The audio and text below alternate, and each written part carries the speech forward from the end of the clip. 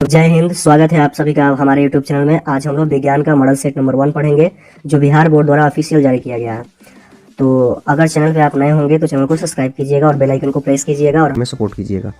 पहला क्वेश्चन जो आपको बोर्ड स्क्रीन पे दिखाई दे रहा होगा, निम्नलिखित में किसका अपवर्तनांक सबसे अधिक होता है। आपको ये पता भी होगा कि सबसे अधिक अपवर्तनांक किसका होता है, हीरा का होता है। वो कितना होता है, 2.42 होता है। यानी हीरा का अपवर्तनांक कितना होता है, 2.42 होता है।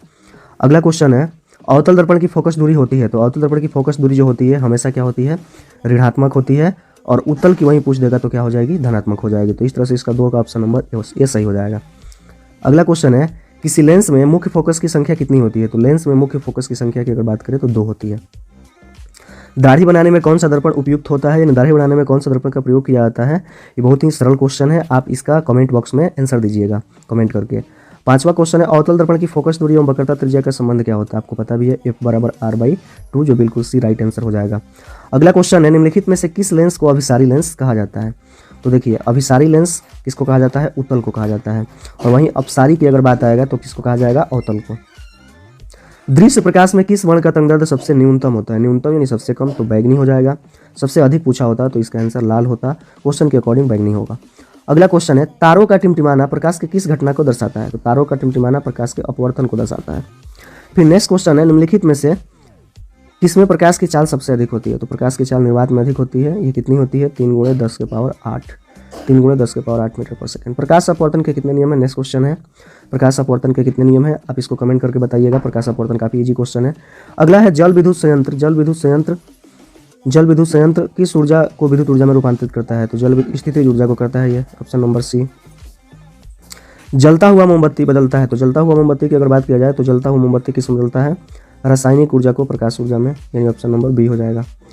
अगला है, एक विद्युत सेल से धारा प्राप्त करने के लिए इनके सिरों के बीच का विभवांतर मान विद्युत वाहक बल की तुलना में हो जाता है। तो क्या हो जाता है, कम हो जाता है। विद्युत चुंबक बनाने के लिए किसका उपयोग किया जाता है। तो विद्युत चुंबक बनाने के लिए आपको पता ही है, नरम लोहा का उपयोग किया जाता है। विद्युत चुंबक बनाने के लिए नरम लोहा का उपयोग। उच्च ताप पर कौन सी प्रक्रिया पूरी होती है। तो उच्च ताप पर नाभिकीय विखंडन होता है।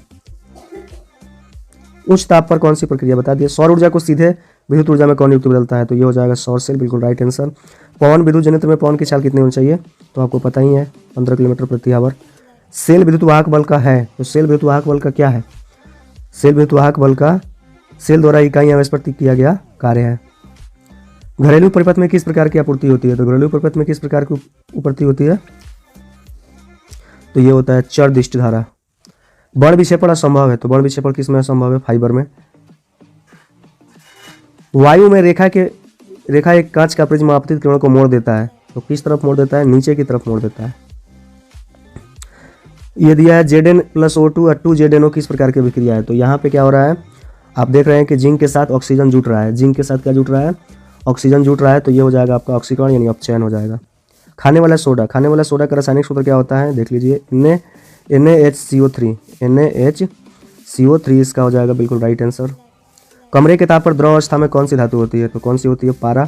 कौन होती है, पारा होती है। और पारा का परमाणु संख्या 80 होता है। आवर्त सारणी के शून्य समूह का तत्व कौन है। तो आवर्त सारणी के शून्य समूह हीलियम है। सोडियम कार्बोनेट के जलीय विलयन में मेथिल ऑरेंज के विलयन मिलाने पर विलयन का रंग परिवर्तित होकर निम्नलिखित में कैसा हो जाता है।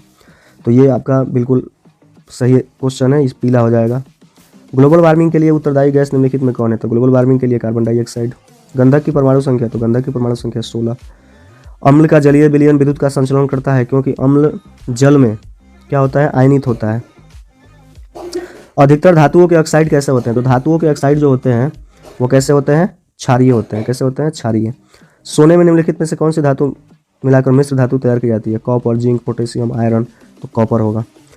सोडियम NaCl(AgNO3) यानी सोडियम क्लोराइड और सिल्वर नाइट्रेट में किस प्रकार की अभिक्रिया हुआ है। तो देख लीजिए, यहाँ पे ये अभिक्रिया की बात कर रहा है। तो यहाँ पे समझिए, जो Na है वो NO3 के पास आ गया, Ag जो है Cl के पास आ गया है। देख रहे हैं ना, AgCl बनाया है, NaNO3 उत्पाद के रूप में बनाया है। तो ये हो जाएगा आपका द्विव विस्थापन अभिक्रिया। कौन सा अभिक्रिया, द्विव विस्थापन। सिलिकॉन क्या है।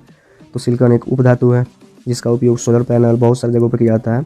वे तत्व जिनके बाहरी सेल पूर्ण रूप से भले होते हैं क्या कहलाते हैं। तो ये उत्कृष्ट गैस कहलाते हैं, यानी ग्रुप नंबर 18।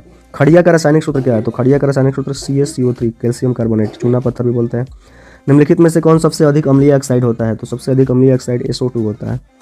निम्नलिखित में कौन एल्काइन है? C2H2, इसका फार्मूला भी होता है एल्काइन का, पता है, CnH2n-2। एल्केन का पूछेगा तो प्लस में हो जाएगा।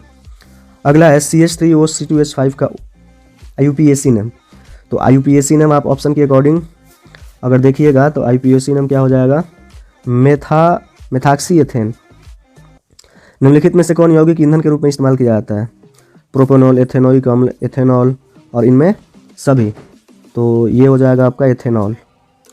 सोडियम हाइड्रोक्साइड जिंक से अभिक्रिया करके निम्नलिखित में कौन सा उत्पाद बनाता है? तो सोडियम हाइड्रोक्साइड जिंक से अभिक्रिया कर कौन सा उत्पाद बनाता है? ये ऑप्शन नंबर बी हो जाएगा। धोबिया सोडा, कहने धोने वाला सोडा का रासायनिक सूत्र, तो धोने वाला सोडा का रासायनिक सूत्र पहला हो जाएगा Na2CO3, 10H2O हो जाएगा। अम्ल राज में सांद्र NH3, HNO3 और HCl का अनुपात क्या होता है? बहुत ही अच्छा क्वेश्चन है ये, 1:3 होता है। क्या होता है? 1:3, और ये बहुत बार पूछता है एग्जाम में। अगला क्वेश्चन है किस अभिक्रिया में भाग लेने वाले पदार्थ क्या कहलाते हैं? तो अभिक्रिया में भाग लेने वाला अभिकारक, और उससे जो नया पदार्थ बनता है उत्पाद होता है, अभिकारक हो जाएगा। निम्नलिखित में कौन अम्लीय ऑक्साइड है? निम्नलिखित में कौन अम्लीय ऑक्साइड है? तो कौन है? SO2 है। निम्नलिखित में कौन सा पदार्थ का जलीय घोल लिटमस पत्र को लाल कर देता है? लाल लिटमस पत्र को नीला करता है। लाल से नीला कर रहा है तो ये आपका क्षार हो जाएगा, नीला से लाल करता है तो क्या होता है? अम्ल होता है।